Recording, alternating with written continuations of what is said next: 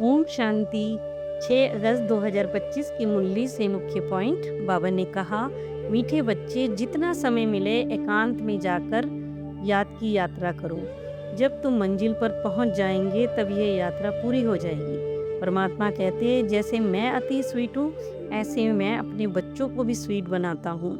बच्चे फिर स्वीट बनने का पुरुषार्थ भी करते हैं, क्योंकि देवता भी स्वीट हैं, जो बहुतों का कल्याण करते हैं, जिनमें कोई भी शैतानी ख्यालात नहीं चलते हैं, वही स्वीट हैं। उन्हें ही ऊंचा पद प्राप्त होता है, उनकी फिर पूजा भी होती है। संगम पर परमात्मा ये सारे गुण हमारे में भरते हैं, जो आधा कल्प फिर चलते रहते हैं। फिर कहा, तुम अभी नई दुनिया को जानते हो, तुम्हें तो फिर ऐसा लगता है कि जैसे कल ही हम सतयुग में होंगे। मनुष्य को तो पता ही नहीं शांति कब थी।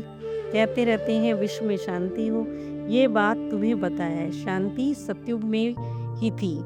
अब बाबा कहते हैं उसी के लिए स्थापना हो रही है।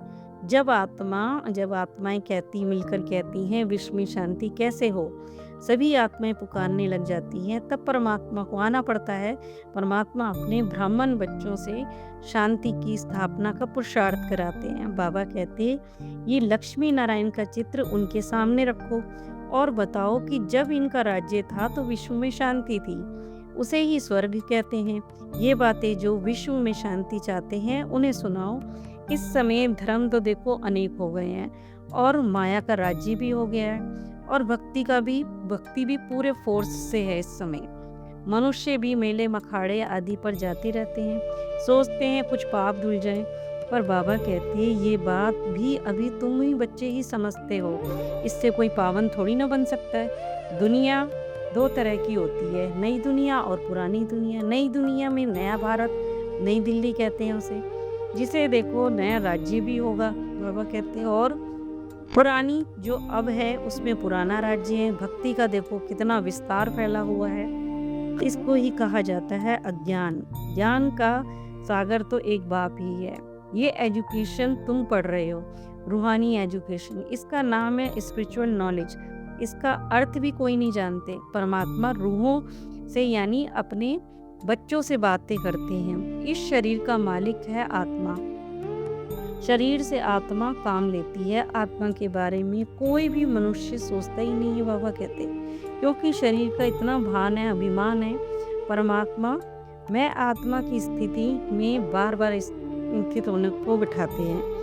मतलब बार बार परमात्मा आत्मिक स्थिति में बैठाते हैं बार बार बच्चों को, ताकि बच्चों को पक्का हो जाए कि मैं आत्मा हूँ। जैसे कोई यात्रा पर जाते हैं तो क्या कहते हैं ना, चलते रहो चलते रहो। ऐसे ही हमको भी परमात्मा की यात्रा में चलते रहना है, यानी हर घंटे में 1 सेकंड के लिए सब काम छोड़ बुद्धि से परम धाम में जाना, फिर शक्ति लेकर नीचे आ जाओ।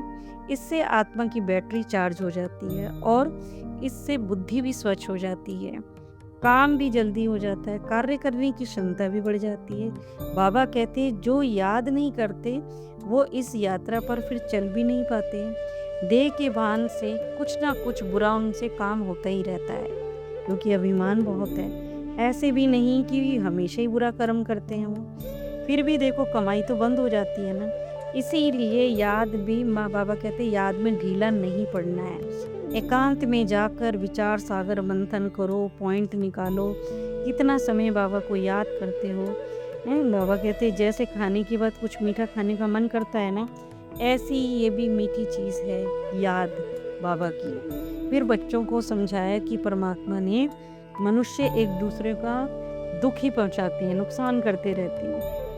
टीचर की देखो महिमा तो बाबा करते हैं। उनमें कोई टीचर खराब होते हैं, नहीं तो देखो टीच माना, बाबा कहते टीचर माना टीच करने वाला, अच्छे मैनर्स सिखाने वाला, धार्मिक विचारों के अच्छे स्वभाव के होते हैं। उनकी चलन भी देखो अच्छी होती है। अगर देखो शरीर का पिता शराब आदि पीता है तो उनके बच्चों को भी संग का रंग लग जाता है ना। तो बाबा कहते क्योंकि देखो इस समय रावण राज्य का जोर है, राम राज्य था। कैसा है ये बाबा कहते हैं ये मीठी मीठी वंडरफुल बातें तुम बच्चे ही जानते हो। स्वीट स्वीटर स्वीटेस्ट कहा जाता है ना परमात्मा की याद में रहकर तुम पवित्र बनते। बाबा कहते तुम पवित्र बनते और बनाते हो। परमात्मा कोई नई सृष्टि में नहीं आते। सृष्टि में मनुष्य, जानवर, खेती बाड़ी आदि सब होता है, क्योंकि ये सब तो मनुष्य की नीड है। सब मनुष्य को चाहिए। तो बाबा कहते शास्त्रों में भी देखो प्रलय का वृतांत भी देखो रॉन्ग लिख दिया है। प्रलय तो होती ही नहीं है, क्योंकि विनाश तो धीरे धीरे होता है ना। प्रलय मतलब तो एक ही बारी में हो गया सब कुछ। ये चक्र है जो रिपीट होता रहता है। बच्चों को आदि से अंत तक ख्याल रखना है। वह सब हद की यानी पुरानी दुनिया की बातें, हमें तो बेहद की बातें याद कर खुशी में रहना है। जैसे परमात्मा की याद और तो फिर भी उससे मिलने वाला धन, बेहद का सुख धन से ही होता है। वहाँ धन अपार है, सब सतो प्रधान है। पर ये सब बातें ब्राह्मण आत्माएं भी नंबरवार जानती हैं, सारी नहीं जानती हैं। क्योंकि परमात्मा से जो जितना अटैच होगा उतना ही बेहद की बातें, गुहे राज, रहस्य जानेगा। फिर कहा कोई शहद या चीनी कोई मीठा नहीं कहा जाता है। यह मनुष्य की चलन अच्छी है तो कहा जाता है ये स्वीट चाइल्ड है, यानी मीठा बच्चा है। इतना ऊंचा पद पाना यानी पुरुषार्थी भी बाबा कहते अच्छा किया होगा, पुरुषार्थ भी अच्छा किया होगा। फिर कहा कि परमात्मा कहते हैं कि झट दे अभिमान में बच्चे आ जाते हैं, याद में बहुत कच्चे हैं। इसीलिए देखो प्रैक्टिस देही अभिमानी बनने की करनी है, यानी आत्मिक स्थिति की करनी है। हम यात्रा पर है, आत्मा का ज्ञान है, कर्म तो करना ही है। घर में बाबा कहते धंधा धोरी कर भी संभालना भी है, सब करो, पर कर्म करते करते हम आत्मा है, ये बड़ा मुश्किल ही याद रहता है बच्चों को। उल्टा काम नहीं करना है। काम विकार सबसे बड़ा पाप है, वही बड़ा तंग करने वाला है। अभी तुम पावन बनने की प्रतिज्ञा कर पुरुषार्थ कर रहे हो, उसका ही यादगार राखी बंधन है। बाबा कहते हैं पहले तो देखो राखी पाई पैसे की मिलती थी, ब्राह्मण लोग ही जाकर राखी बांधते थे, और अब देखो राखी का फैशनेबल बनाते हैं। वास्तव में ये अभी की बात है। परमात्मा हमसे प्रतिज्ञा कराते हैं कि हम विकार में नहीं जाएंगे। आप उससे विश्व के मालिक बनने का वर्षा लेंगे।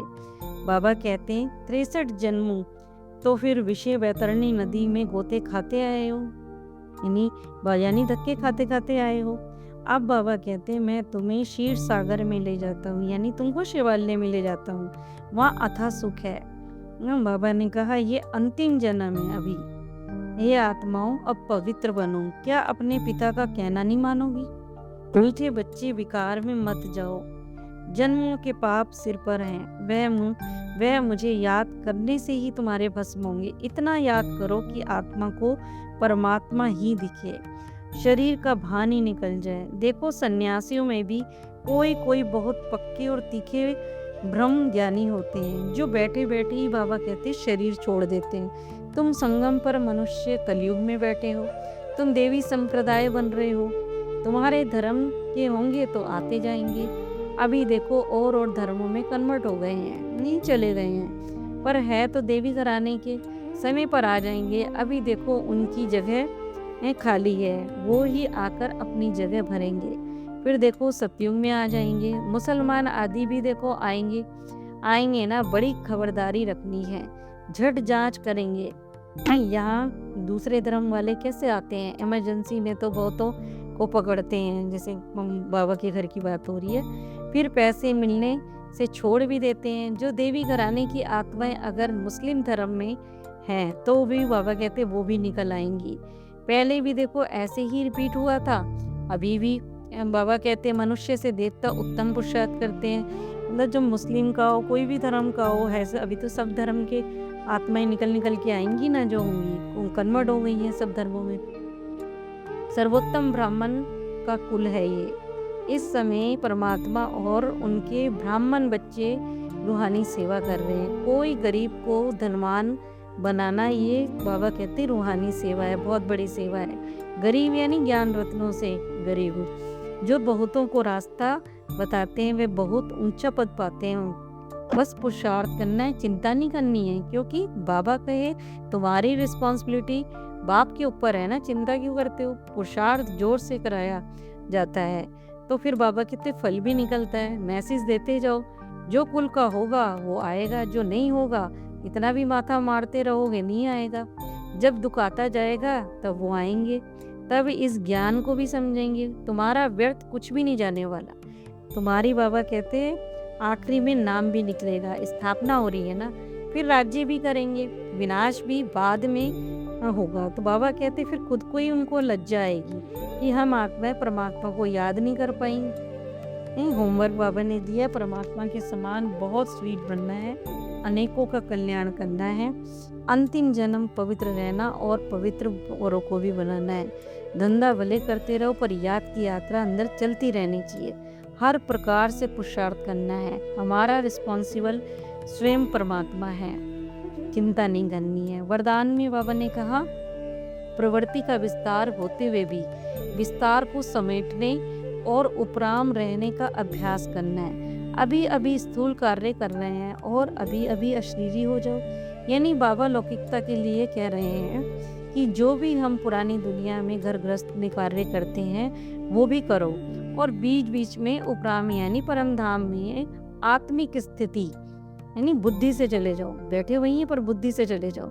आत्मिक स्थिति का अभ्यास करना है। यही अभ्यास फरिश्तेपन का साक्षात्कार कराएगा। ऊंची स्थिति में रहने से छोटी छोटी बातें व्यक्त भाव अनुभव होगी, मतलब कुछ पता नहीं चलेंगी ना। ऊंची जाने, बाबा कहते हैं ऊंचे जाने से नीचापन अपने आप ही छूट जाएगा। मेहनत से भी देखो छूट जाएंगे। जब याद में रहेंगे तो मेहनत से छूट जाएंगे, याद नहीं करेंगे तो मेहनत करनी पड़ेगी। समय भी बाबा कहते बचेगा, सेवा भी फास्ट हो जाएगी, बुद्धि भी इतनी विशाल हो जाएगी जो एक समय पे कई कार्य कर सकोगे। यानी आत्मिक स्थिति में जब बार बार हम टिकते हैं तो फिर यहाँ की छोटी मोटी बातें दिल में नहीं लगती हैं। स्लोगन है खुशी को कायम रखने के लिए आत्मा रूपी दीपक में ज्ञान का घृत रोज डालते रहो। मतलब परमात्मा की याद और ज्ञान दोनों ही बाबा कहते याद करने हैं। अच्छा, ओम शांति।